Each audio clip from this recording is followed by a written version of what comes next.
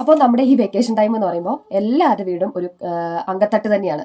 അപ്പോൾ എനിക്ക് ഇവിടെ പറയാനുള്ളതെന്ന് വെച്ചാൽ പാരൻസിനോടാണ്. സ്വാഭാവികമായിട്ടും എല്ലാ പാരൻസും ട്യൂഷൻ അല്ലെങ്കിൽ കളരി അല്ലെങ്കിൽ പല മേഖലകളിലേക്ക് പിള്ളേരെ തിരിച്ചുവിടും. പാഠപുസ്തകത്തിനപ്പുറം വിദ്യാർത്ഥികൾ ആർജിക്കേണ്ട ഒത്തിരി കാര്യങ്ങൾ കളികളിൽ നിന്ന് ലഭിക്കുന്നുണ്ട്.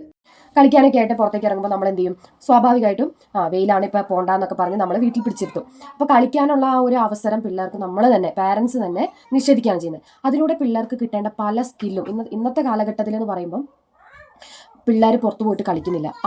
അത് ശരിക്കും നമ്മുടെ സമൂഹത്തിൽ കുട്ടികളുടെ പെരുമാറ്റത്തിലും അല്ലെങ്കിൽ ക്ലാസ് റൂമുകളിലൊക്കെ വ്യക്തമാണ്. കാരണം എന്താണെന്ന് വെച്ചിട്ടുണ്ടെങ്കിൽ പണ്ട് കാലത്ത് ഇപ്പോൾ ഒരു ഫുട്ബോൾ അല്ലെങ്കിൽ ക്രിക്കറ്റ് കളിക്കാനായിട്ട് പിള്ളേർ പുറത്തേക്ക് ഇറങ്ങുമ്പോൾ കുട്ടികൾക്ക് കിട്ടുന്ന കുറച്ച് സ്കില്ലുണ്ട്. നമ്മൾ ചിന്തിക്കാത്ത പല നൈപുണ്യങ്ങളും കുട്ടി അവിടെ നിന്ന് നേടിക്കൊണ്ടാണ് വരുന്നത്.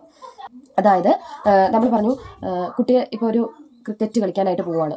ക്രിക്കറ്റ് കളിക്കാനായിട്ട് പോകുമ്പോൾ ആ കുട്ടി നേടുന്ന സ്കില്ല് എന്താണെന്ന് വെച്ചിട്ടുണ്ടെങ്കിൽ ക്രിക്കറ്റ് കളിച്ച് അതേ ക്രിക്കറ്റിനെ കുറിച്ച് പഠിച്ചു എന്നല്ല, അതിൻ്റെ അപ്പുറത്തേക്ക് കുട്ടി കളിച്ചുകൊണ്ടിരിക്കുന്ന സമയത്ത് ആ കളിയിൽ തോറ്റു കഴിഞ്ഞിട്ടുണ്ടെങ്കിൽ ആ കുട്ടി നേടുന്നത് തോൽവി ഉൾക്കൊള്ളാനും അതിനെ അംഗീകരിക്കാനുള്ള ഒരു കഴിവാണ് ആ കുട്ടി അവിടെ നേടുന്നത്. ഇപ്പം നമ്മൾ ന്യൂസിലൊക്കെ പലപ്പോഴും കാണാറുണ്ട്, പരീക്ഷയെ ഭയന്ന് ആത്മഹത്യ ചെയ്തതും അല്ലെങ്കിൽ തോൽവിയിൽ മനനൊന്ന് ആത്മഹത്യ ചെയ്തതുമായ ഒത്തിരി ന്യൂസുകൾ നമ്മൾ കേൾക്കുന്നുണ്ട്. ഇത് കുട്ടിക്ക് അവിടെ സംഭവിക്കുന്നത് തോൽവി എന്നുള്ള ആ ഒരു സംഭവത്തെ അല്ലെങ്കിൽ അതിനെ ഉൾക്കൊള്ളാനും അംഗീകരിക്കാനുള്ള കഴിവ് ആ കുട്ടിക്ക് അവിടെ ഇല്ലാത്തത് കൊണ്ടാണ് ആ കുട്ടി അവിടെ എന്ത് ചെയ്യുന്നത്? ആത്മഹത്യ എന്നുള്ള ആ ഒരു മേഖലയിലേക്ക് പോകുന്നത്. അപ്പോൾ തോൽവി കുട്ടികൾ പഠിക്കുന്നത് കളികളിലൂടെയാണ്. കളിച്ച് അല്ലെങ്കിൽ ക്രിക്കറ്റ് കളിക്കുമ്പോൾ ഫുട്ബോൾ കളിക്കുമ്പോൾ കുട്ടി അവിടെ തോക്കും. അവിടെ തോറ്റു കഴിയുമ്പോൾ അത് എന്താണ്, ഇവിടെ തോറ്റു കഴിഞ്ഞാൽ ഇനിയും കളിച്ച് ജയിക്കാനുള്ള ഒരു ടെൻഡൻസിയും അവിടെ ഉണ്ട്.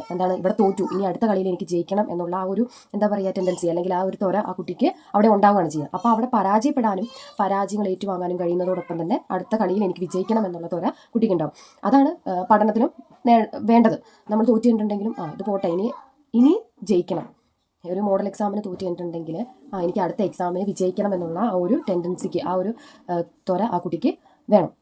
പിന്നെയെന്ന് പറയുന്നത് പങ്കാളിത്തം എന്ന് പറഞ്ഞാൽ ക്ലാസ്സിൽ ചില പിള്ളേർ ഇങ്ങനെ ഉൾവെളിഞ്ഞിരിക്കുന്നതായിട്ട് നമുക്ക് കാണാനായിട്ട് സാധിക്കും. എന്ന് പറയുമ്പോൾ ഒരു കളിയിലേക്കാണ് ആ കുട്ടി പോകുന്നതെങ്കിൽ ആ കുട്ടി എന്ത് ചെയ്യും? ആ കളിയിൽ ക്രിക്കറ്റ് കളിക്കുമ്പോൾ മാറി നിൽക്കുമോ? ഇല്ല, എന്തായാലും കളിക്കും. ആ കളിക്കാനുള്ള പങ്കാളിത്തമാണ് അവിടെ കാണുന്നത്. അപ്പോൾ കുട്ടിക്ക് മുന്നോട്ട് എല്ലാ കുട്ടികളിലേക്കും എത്തിപ്പെടാനായിട്ട് എല്ലാവരുമായിട്ട് ഇടപഴകാനൊക്കെ ആയിട്ട് ആ കുട്ടിക്ക് സാധിക്കും. ഇപ്പോൾ ഫുട്ബോൾ കളിക്കുകയാണെങ്കിൽ ഫുട്ബോളിൽ അതിൻ്റെതായ നിയമങ്ങളുണ്ട്. ക്രിക്കറ്റ് കളിക്കുകയാണെങ്കിൽ അതിൻ്റെതായ നിയമങ്ങളുണ്ട്. ബോൾ എറിയുമ്പോൾ എവിടെ നിന്ന് എറിയണം, ഔട്ടാവുന്ന നോട്ട് ഔട്ടാവുന്ന, അങ്ങനെ ഓരോ നിയമങ്ങൾ ആ ഒരു കളിക്കുന്നുണ്ട്. അതുപോലെ തന്നെ നമ്മൾ സ്കൂളിലേക്ക് ചെന്ന് കഴിഞ്ഞിട്ടുണ്ടെങ്കിൽ സ്കൂളിൽ എങ്ങനെ പെരുമാറണം, ആ റൂൾ അനുസരിച്ച് പോകാനായിട്ട് അവരെ ഹെൽപ്പ് ചെയ്യുന്നുണ്ട്. അത് കളികളിലൂടെയാണ് ലഭിക്കുന്നത്. നമ്മൾ ചിന്തിക്കും ഈ കളിക്കുന്നത് കൊണ്ട് എന്ത് നേട്ടമാണ് കുട്ടികൾക്ക് ഉണ്ടാവുന്നതെന്ന്. അടുത്ത വീഡിയോയിൽ നമ്മുടെ പഠനം എളുപ്പമാക്കാനുള്ള ടിപ്സാണ്.